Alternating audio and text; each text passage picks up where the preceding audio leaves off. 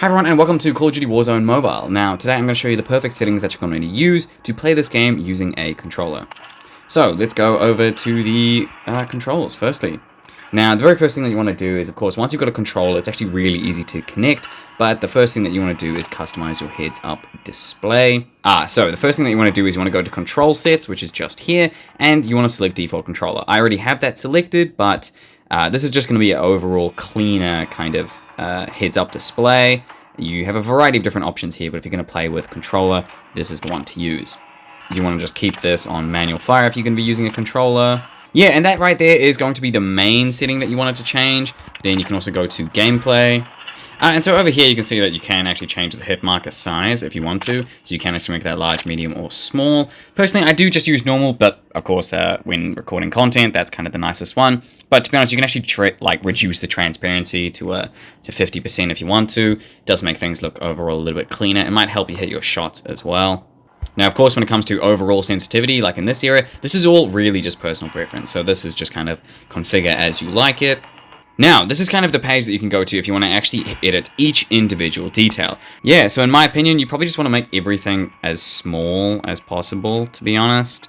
Just keep things out of your way. And give yourself like a really clean heads-up display.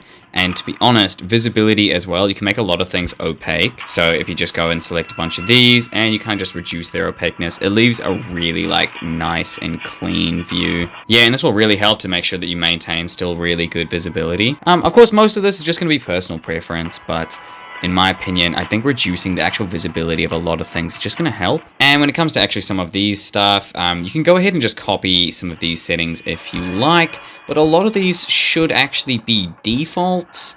But, you know, if you just want to run through all of your settings and double check them against mine, you can feel free to do so.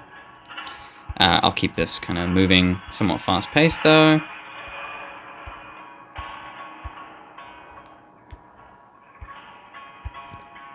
And there you go. We also have interface, although I don't think that I've changed a lot here. Actually, I'm going to go and reduce head marker sensitivity. Transparency. There you go. Oh, in-game tutorial tooltips. Go ahead and turn that off as well, to be honest, like unless you're somewhat new to the game. Something to also just bear in mind is you can actually go ahead and just move things around if you want to. So you can kind of drag things wherever you'd like them to be. So if you don't like things being in certain corners, you can actually just move them wherever you want them to be. You can also do this for multiplayer. You can do this for, plunder as well. And then, of course, graphics. Of course, this is really personal preference, but this is also something to just bear in mind here.